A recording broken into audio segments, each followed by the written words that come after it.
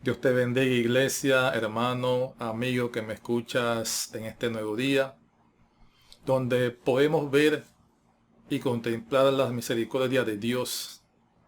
Sabes, muchos hoy quizás no amanecieron, otros quizás quedaron sin hogar. El día viernes prácticamente hubo un terremoto en Grecia y Turquía, donde colapsaron muchos edificios. Hubo muertos, heridos, desaparecidos y otros quedaron sin hogar. Pero si estás con vida, si estamos con vida, debemos darle gracias a Dios de que puedes gozar de salud y tener un techo, un refugio para ti y para tu familia.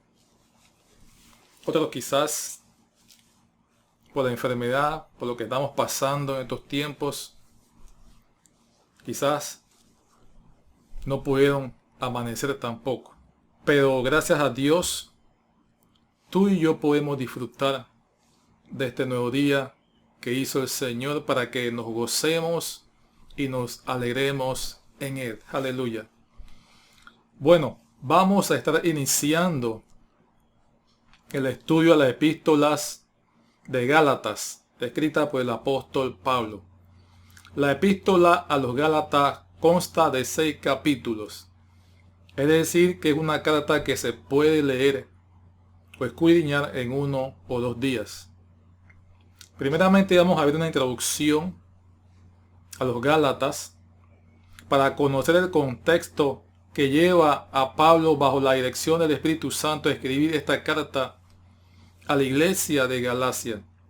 Los Gálatas eran una tribu de celtas que habían establecido o se habían establecido primeramente junto al Danubio. Luego se diseminaron en varias direcciones. Aquellos a quienes el apóstol dirige esta epístola residían en Asia Menor, la cual estaba dividida en 2 subprovincias.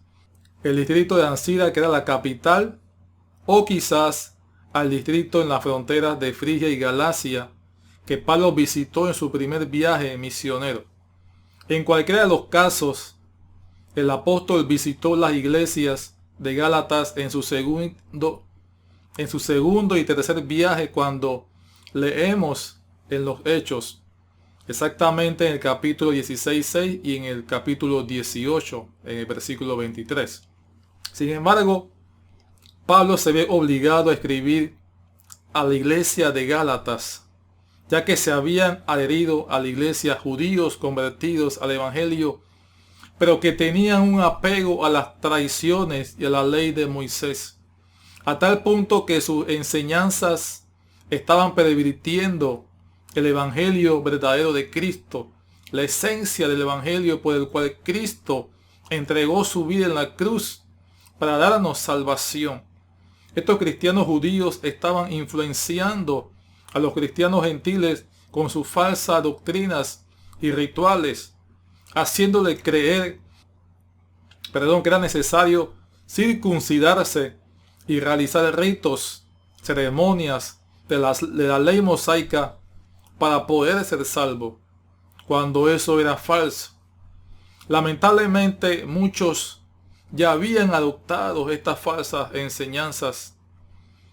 Por lo tanto, el propósito principal de la carta es la justificación por la fe y la libertad del Espíritu, con el cual Cristo nos ha hecho libres del pecado y de la condenación.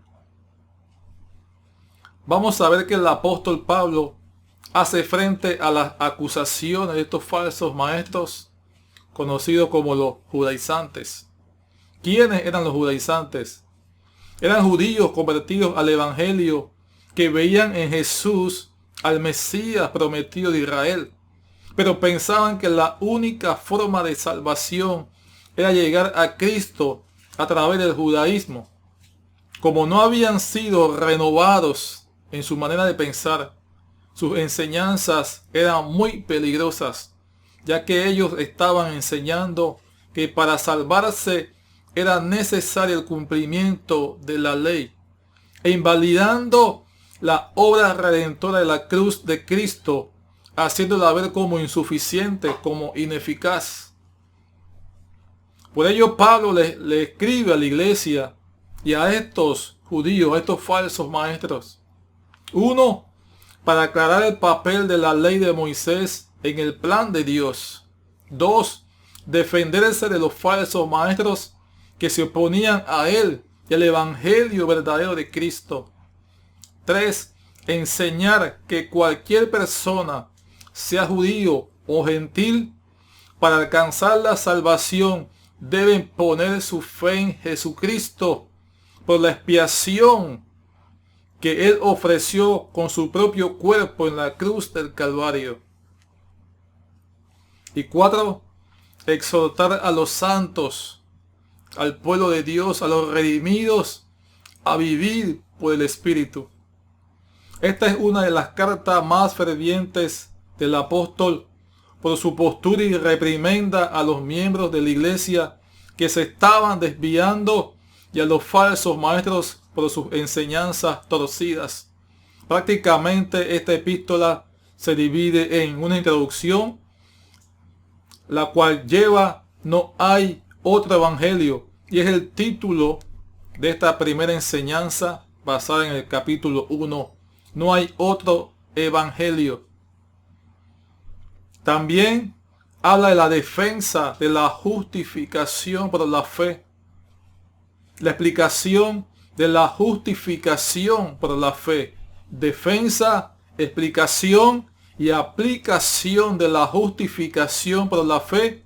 Y la conclusión, que es un compendio de las instrucciones que da el apóstol a la iglesia. Esta se puede decir que es la primera carta doctrinal sobre la justificación. No somos justificados por la ley, somos justificados por la fe en Jesucristo, el Verbo de Dios. Otra cosa muy importante en esta carta es la comparación de las obras de la carne versus el fruto del Espíritu. Vamos entonces a estar leyendo en el capítulo 1 en Gálatas para dar inicio a esta enseñanza. Busquemos allá Gálatas capítulo 1. El capítulo 1 consta de 24 versículos, pero vamos a estar haciendo énfasis en los más importantes. Leemos en nombre del Padre, del Hijo y la comunión que tenemos con el Espíritu Santo. Amén. Dice así: Pablo apóstol, no de hombres, ni por hombre, sino por Jesucristo y por Dios el Padre, que lo resucitó de los muertos. Y todos los hermanos que están conmigo a las iglesias de Galacia. Gracia y paz sean a vosotros de Dios el Padre y de nuestro Señor Jesucristo, el cual se dio a sí mismo por nuestros pecados para librarnos del presente siglo malo, conforme a la voluntad de nuestro Dios y Padre, a quien sea la gloria por los siglos de los siglos. Amén. Esta es la salutación, la introducción que el apóstol da. Y viene el verso 6. Estoy maravillado de que tan pronto os hayáis alejado del que os llamó por la gracia de Cristo para seguir un evangelio diferente. No que haya otro, sino que hay algunos que os perturban y quieren pervertir el evangelio de Cristo. Mas si aún nosotros o un ángel del cielo os anunciare otro evangelio diferente del que os hemos anunciado, dice, sea anatema. Como antes hemos dicho, también ahora lo repito, si alguno os predica diferente evangelio del que habéis recibido, sea anatema, es decir, sea maldito. Pues, ¿busco ahora el favor de los hombres o el de Dios? ¿O trato de agradar a los hombres? Pues si todavía agradara a los hombres, no sería siervo de Cristo. Mas os hago saber, hermanos, que el evangelio anunciado por mí no es según hombre, pues yo ni lo recibí ni lo aprendí de hombre alguno, sino por revelación de Jesucristo. Ya habéis oído acerca de mi conducta en otro tiempo, en el judaísmo, que perseguía sobremanera a la iglesia de Dios y la asolaba, y en el judaísmo aventajaba a muchos de mis contemporáneos en mi nación, siendo mucho más celoso de las tradiciones de mis padres. Pero cuando agradó a Dios, que me apartó desde el vientre de mi madre y me llamó por su gracia, revelar a su Hijo en mí, para que yo le predicase entre los gentiles, no consulté enseguida con carne ni sangre, ni subí a Jerusalén a los que eran apóstoles antes que yo, sino que fui a Arabia y volví de nuevo a Damasco. Después, pasados 3 años, subí a Jerusalén para ver a Pedro y permanecí con él 15 días. Pero no vi a ningún otro de los apóstoles, sino a Jacobo, el hermano del Señor. En esto que os escribo, he aquí delante de Dios que no miento. Después fui a las regiones de Siria y de Cilicia, y no era conocido de vista a las iglesias de Judea que eran en Cristo.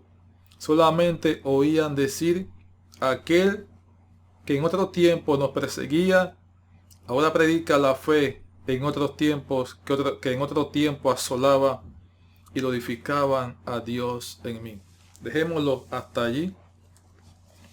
Al Señor sea toda gloria, honra y alabanza. Oh Dios eterno, Padre bueno, en el nombre de Cristo Jesús, aleluya. Te damos gloria, te damos alabanzas. Doy gracias por cada uno de mis hermanos que estamos siendo edificados a través de tu palabra. De todos aquellos que han decidido, Dios, prestar atención a estas palabras y ponerlas en práctica, ponerlas por obra, permitir que tu Espíritu Santo obre en sus vidas, aleluya, para producir ese cambio, esa transformación, mi Dios, que es dada a través de tu palabra, por el oír, del escuchar la palabra y de permitir de que ella obre en nosotros, obre en el interior y produzca el cambio que tú anhelas que todo ser humano llegue a alcanzar, llegar a la estatura de Cristo, del varón perfecto, aleluya, y de hacer la voluntad de Dios. Ayúdanos, oh Dios, a permanecer, a perseverar, y que tu palabra forme en nosotros tu carácter divino, Señor, aleluya, siendo cada día persuadidos por esta palabra, por este evangelio, por el cual diste tu vida, por el cual derramaste tu sangre en aquella cruz para darnos salvación a través de tu sacrificio, de ser justificados, de ser perdonados, de ser limpiados, Señor, con esa sangre, aleluya, sangre preciosa, y que por ella podamos alcanzar la vida eterna.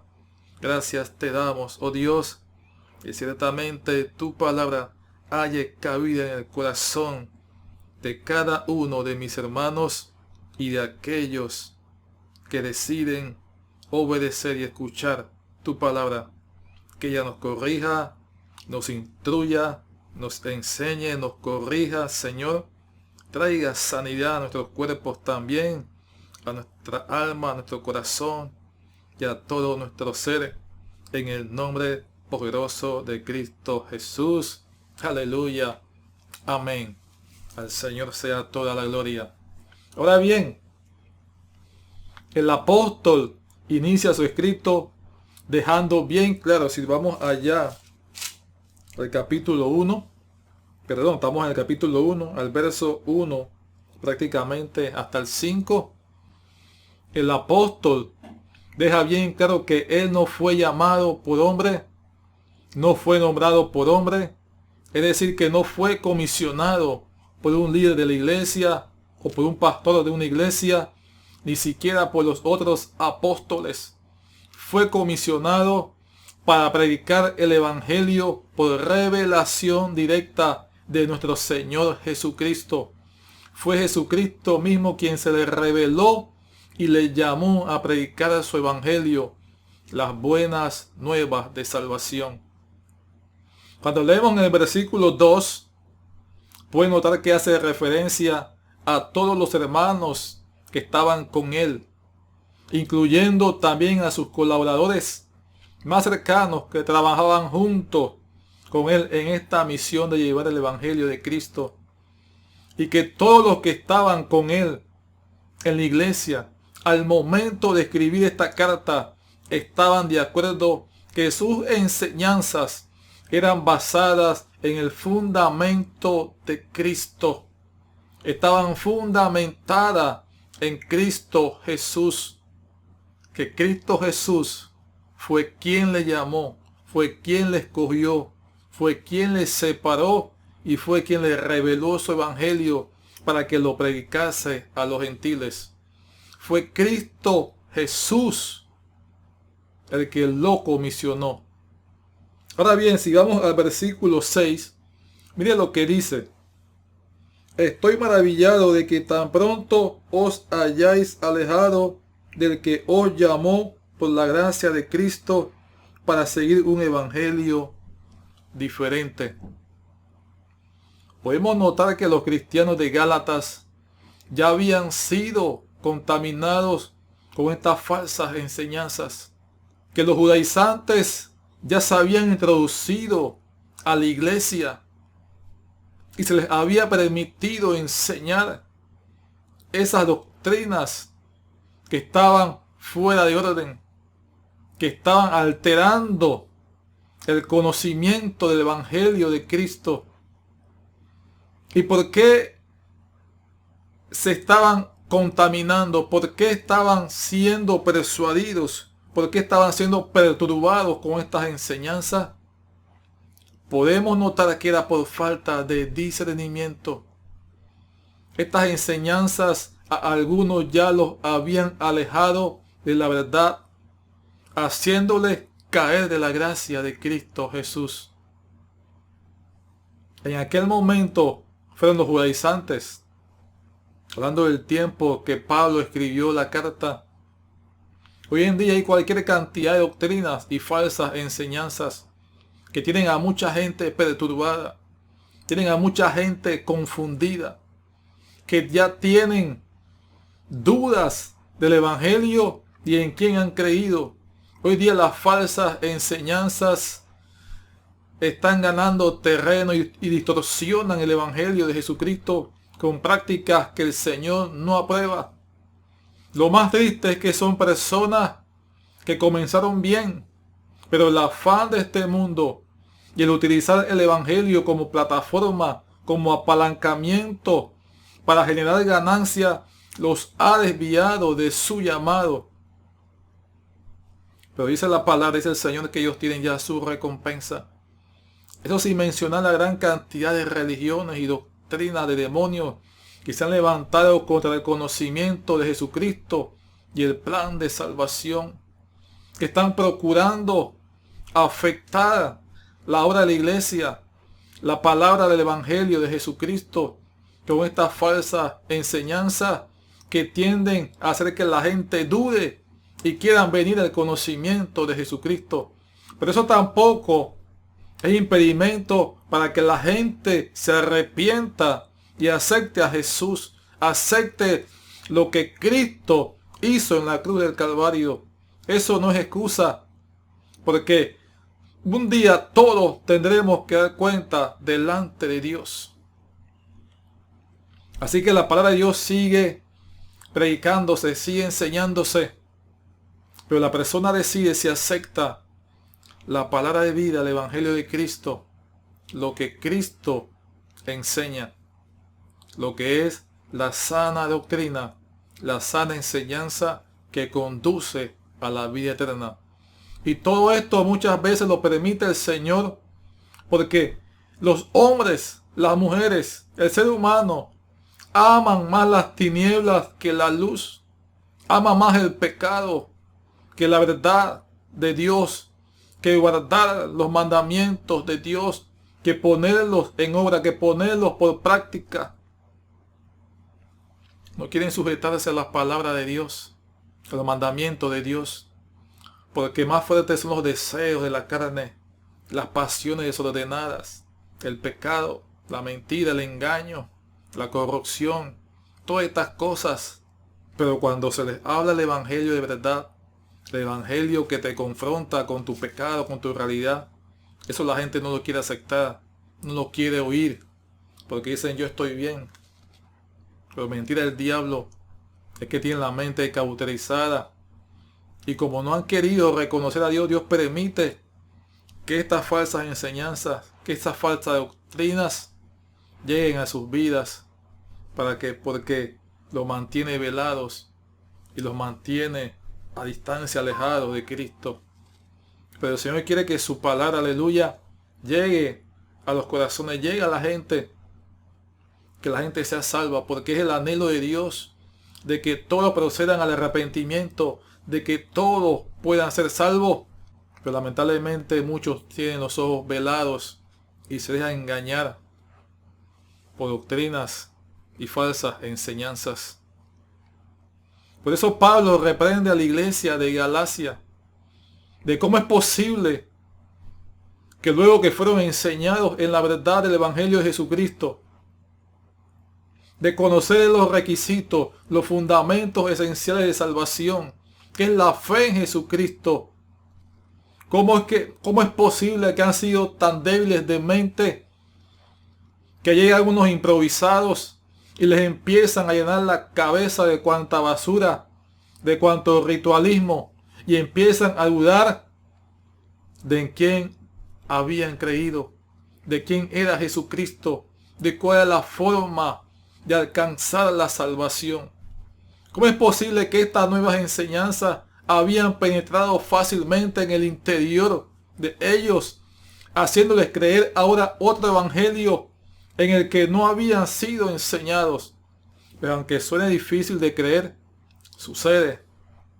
Y muchos sabemos que pasa a menudo en muchas iglesias, de gente que uno piensa que están firmes en la verdad y luego te das cuenta de que es pura hojarasca, de que no hay vida, que no han conocido aún al Señor, que Cristo no se les ha revelado a su vida, y son puras palabrerías, palabras vacías, que no han penetrado su corazón para cambiar su manera de pensar y de actuar.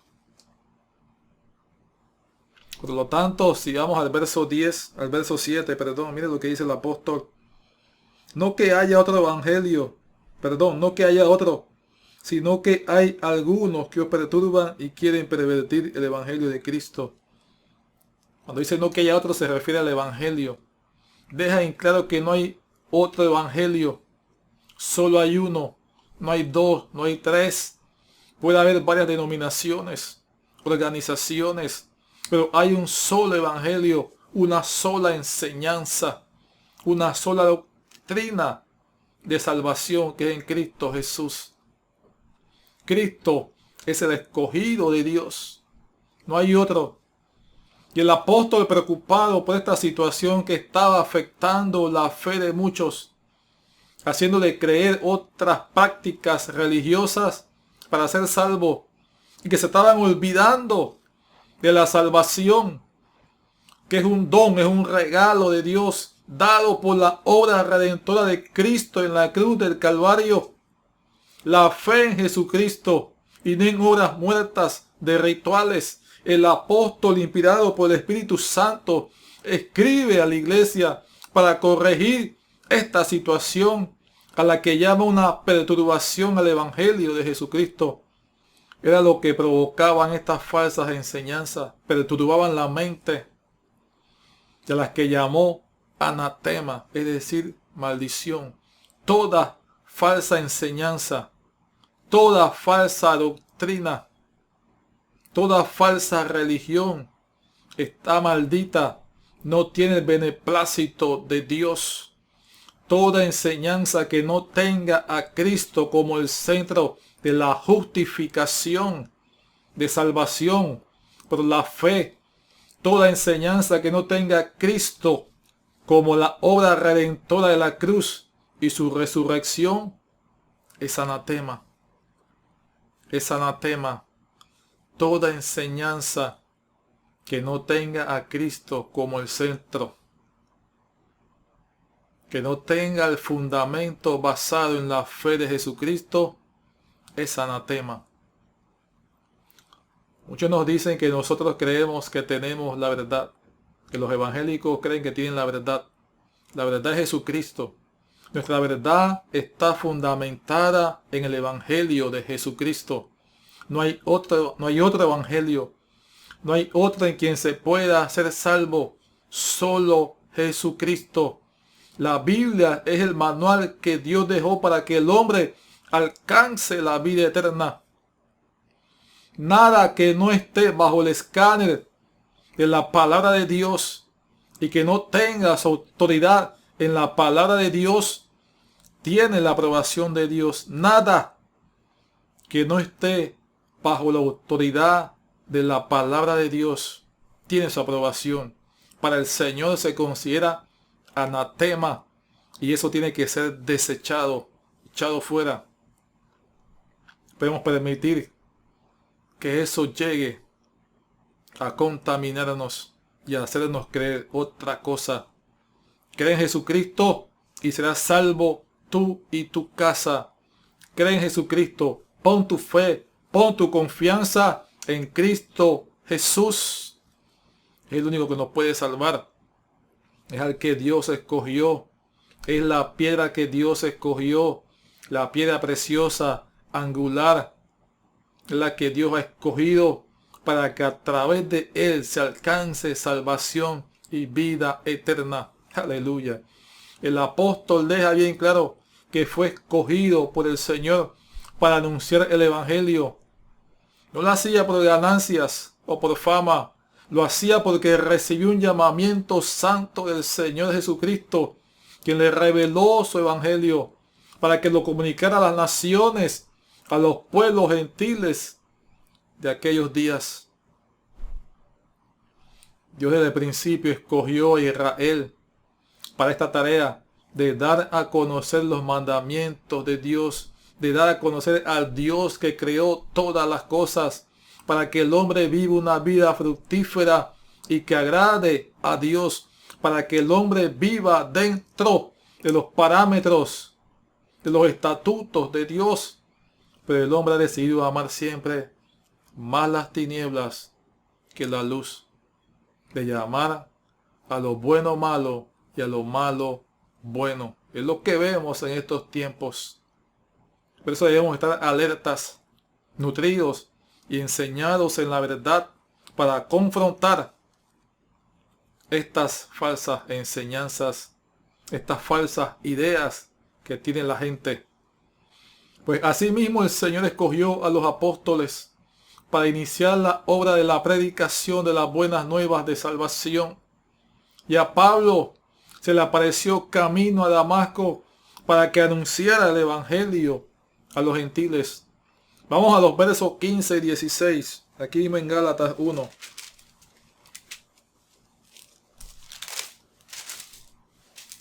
Miren lo que dice. Pero cuando agradó a Dios, que me apartó desde el vientre de mi madre y me llamó por su gracia, revelar a su Hijo en mí, para que yo le predicase entre los gentiles, no consulté enseguida carne y sangre. Pablo ahora utiliza palabras que Dios utilizó cuando llamó a Isaías y a Jeremías.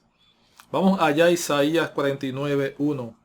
Dice así: Oídme costas y escuchad pueblos lejanos. Jehová me llamó desde el vientre, desde las entrañas de mi madre tuvo mi nombre en memoria. Aleluya. Y vamos a Jeremías 1:5. Ahí mismo en los profetas. Ahí mismo después de Isaías viene Jeremías. Jeremías 1:5. Mire lo que dice. Antes que te formase en el vientre te conocí, y antes que nacieses te santifiqué. Aleluya. Te di por profeta a las naciones. Oh, gloria a Dios. Tremendo. Aleluya.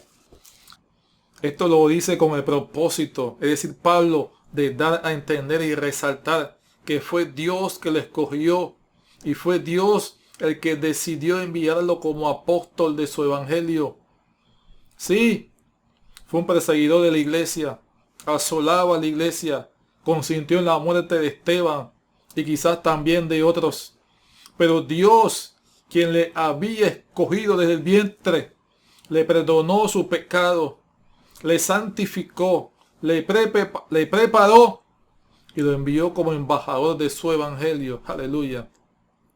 ¿Qué iba yo a pensar? ¿Qué iba yo a imaginar que estaría predicando, que estaría enseñando a Jesucristo cuando no me veía yo mismo un futuro?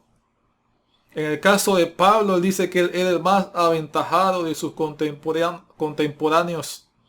Pero este servidor no era tan aventajado, con muchas limitaciones. Pero ¿para qué mencionarlas?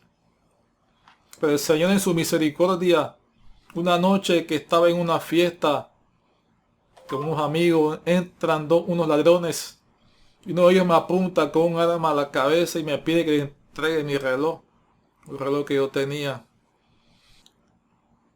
Y tenía un enojo por dentro, se lo tuve que entregar. Pero él intentó alar el gatillo y el arma se le encasquilló. ¿Sabe, amado hermano, amigo? En ese momento se manifestó sobre mi vida la misericordia de Dios. Mi vida cambió totalmente. Pude entender que fue Dios quien intervino. Fue Dios quien intervino para que esa arma no se disparara. Y entendí ahora que desde el vientre de mi madre Dios me había separado, me había escogido.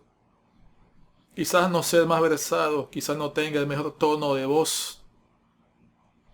Pero si estoy aquí, es por su gracia, es por su misericordia. Porque le agradó a Él llamarme, escogerme, separarme. Y por eso estamos aquí enseñando su palabra. Porque Él nos escogió, nos perdonó, me ofreció su amor, su misericordia, su gracia, su benevolencia. Y decidí entonces entregarle mi vida y seguir cada día caminando. A pesar de las luchas, de las dificultades, Dios nos ha fortalecido para avanzar. ¿Usted me entiende? Por eso cuando el amor de Cristo y su palabra se revela en la vida de una persona, esa persona no puede seguir siendo igual. El Señor cambia, el Señor transforma, el Señor restaura y el Señor bendice. El Señor bendijo mi vida al conocer a una mujer hermosa y maravillosa, una mujer entregada a la obra de Dios desde su infancia. ¿Sabe? Después de Jesucristo y las puertas que Dios nos ha abierto, lo más hermoso que me ha podido pasar es conocer a esta mujer, a mi esposa, Alicia. Y casualmente ya en este mes que inicia noviembre, mes de la patria acá en Panamá, también nosotros celebramos nuestro aniversario. Ese tiempo maravilloso que Dios nos ha dado. Bueno, en el verso 16 dice el apóstol, ahí mismo, vamos a Gálatas. Estábamos en Jeremías, ahora vamos nuevamente a Gálatas 1. Y vamos a leer el verso 16. Es lo que dice. Revelar a su Hijo en mí para que yo le predicase entre los gentiles. No consulté enseguida carne y sangre. Revelar a su Hijo en mí. Está haciendo referencia a su conversión cuando Cristo se le apareció camino a Damasco y recibe la revelación del Cristo resucitado, del Cristo glorificado, aquel a quien él estaba persiguiendo. Ese era el Mesías, ese es el Señor y Salvador, aleluya. Dice que no consultó a carne y sangre. ¿Sabe? Lamentable que a veces mucha gente prefiere consultar a otra persona antes que ir al Señor, antes que doblar sus rodillas, antes que quebrantar y derramar su corazón delante de la presencia de Dios. Prefieren consultarle a otra persona antes que consultarle al que todo lo sabe, al que todo lo puede, al que le puede dar una respuesta. Y por eso muchas veces tomamos decisiones equivocadas, porque no consultamos primeramente a Dios. Hay que ir delante de Dios siempre. Primeramente hay que ir delante de Dios. Hay que buscar dirección de Dios. Busca la dirección de Dios. Pídele al Señor que habla a tu vida, que habla a tu interior, que se revele a tu vida, que te muestre el camino, que te muestre la verdad, que te dé las indicaciones, lo que debes hacer. Pregúntale al Señor y el Señor te va a dar respuesta. Antes de consultar con cualquier autoridad espiritual, primeramente hay que consultarle a Dios. Hay que buscar la respuesta de Dios. Hay que esperar en Dios. Espera en Dios. Él te va a dar respuesta. Pero a veces nos afanamos y queremos que alguien nos aconseje, alguien nos dé un consejo, alguien nos dé una palabra, nos dé una respuesta. La respuesta está en Cristo Jesús. La respuesta está en la Biblia. Pero muchas veces nos cuesta. Porque el ambiente espiritual que vivimos es pesado y fuerte. Se nos reprenda al diablo. Pero necesitamos doblar rodillas. Necesitamos buscar más de Dios. Acercarnos a Él. O sea, lo primero que hice cuando Cristo llegó a mi vida fue meterme en un tiempo de oración, de ayuno. Para buscar respuesta, para buscar dirección de parte de Dios.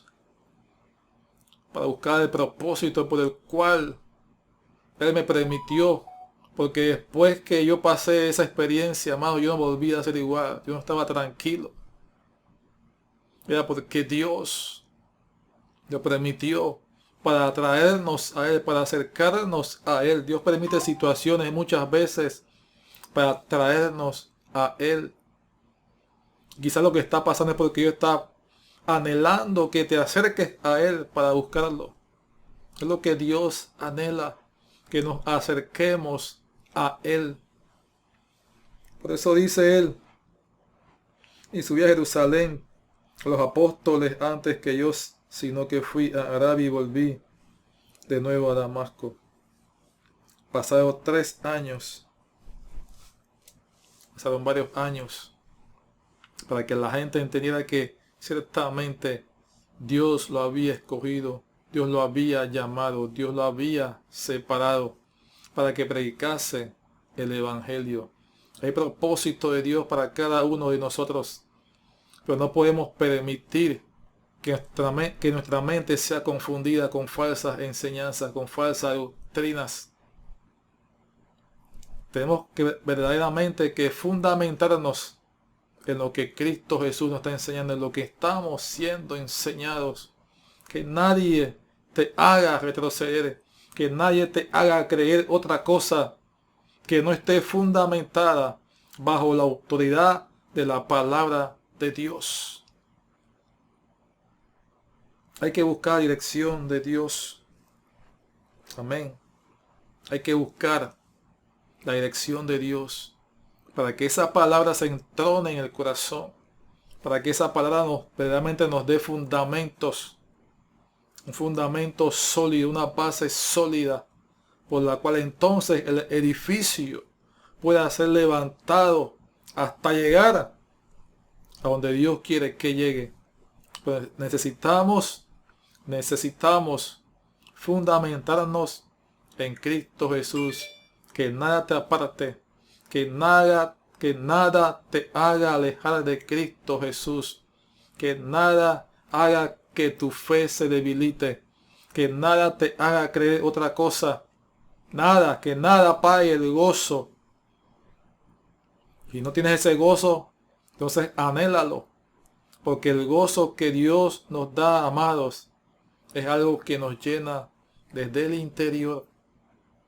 Que nos hace saber y entender que Dios es real. Que Cristo es real. Que Cristo es real. Y solo a través de Él hay salvación y hay vida eterna. Aleluya. Bueno, el día de hoy entonces hemos tocado, no hay otro evangelio, no hay otro evangelio, solo Cristo Jesús. El verdadero evangelio está fundamentado en la enseñanza que Cristo Jesús es el Señor y Salvador. Solo en Jesucristo hay salvación, hay vida eterna. Todo aquello que esté fuera de esto es anatema, es falso, no es de Dios y tiene que ser desechado. Debemos tomar lo bueno, desechar lo malo. Todo lo que no esté basado y fundamentado en Cristo Jesús tiene que ser desechado. Dios te bendiga. La próxima semana continuamos con el capítulo 2 de Gálatas. Así que leas el capítulo 2 de Gálatas para la próxima semana, Dios mediante. Si Dios quiere, nos vemos nuevamente por estos medios, esperando que pronto podamos vernos personalmente. Amén. Dios te bendiga. Que tengas un excelente día. La gracia, la misericordia y el favor de Dios sea contigo y con los tuyos. Amén.